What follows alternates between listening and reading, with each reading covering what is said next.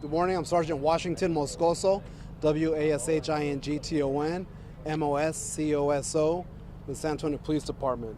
This morning, just after 10 o'clock, we received a call for the building behind me for an active shooter in progress. Our officers arrived on scene within 4 minutes of that call to start clearing the building. And it was shortly after that that we received information that it was a hoax call. It was not a real active shooter involved in this call. But we still sent all the resources that we had available to clear the building floor by floor, room by room, to make sure that there was in fact no active shooter in progress. This is just today across the state of Texas. There's been at least 7 calls like this that are hoax active shooter calls. I say that just because it seems to be a growing trend. Some people get a kick out of it. Some people think it's funny. We take these very seriously. As you can see, all the resources that we spent here today, officers on scene clearing this building. We disrupted the building behind us. It's a school. All the students that were in that building had to be evacuated from the building in a safe and orderly manner to make sure that this was indeed a hoax call and not a real situation. We are going to investigate on where these calls originated from, and if we can, prosecute the person who initiated these calls.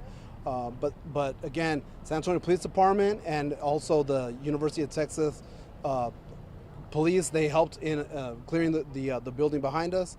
We don't take these lightly. We're going to do everything we can do to make sure the public is safe. Again, I apologize to the students that were disrupted from their classroom environment today. I was told at any given time this building can hold up to 1,200 individuals. So as you can tell, that's a big undertaking. And everyone cooperated with the police and to ensure that this was a safe, orderly clearing of the building and searching of the building floor by floor. And it just about a minute or two ago, we did receive the all clear. There was nothing in the building at all. Students are allowed to return to their classrooms, get their belongings, and go ahead and go home for the day. Any questions? I spoke with a student earlier who did phone in a call to the police. They were saying that they heard a loud thud in an argument. Is there any reason to believe that there may have been an altercation that frightened the students inside, or? So I also heard the same thing on the radio. There was, again, we cleared the building floor by floor, room by room. There were some rooms that were locked. We didn't breach any doors in order to clear them, but there was no evidence of anyone being shot at in the building, any shots fired in the building to support that. You talked about other hoax calls. Was there any pattern as to what places were being targeted with these? I don't have that information. Okay. Yeah, I don't have that information right now. You guys detained somebody earlier, or are they related to this incident? I don't know of anyone that we detained today. I don't have that information, sir. Sergeant, you said you arrived on scene 4 minutes after that call was received. Yes, How sir. smooth was the operation as far as getting everyone inside that building out into the parking lot? How did that operation look like? I mean, it was orderly. You can tell that businesses and institutions are implementing like active shooter drills. You can tell that by just the response that we're getting when we come on scene.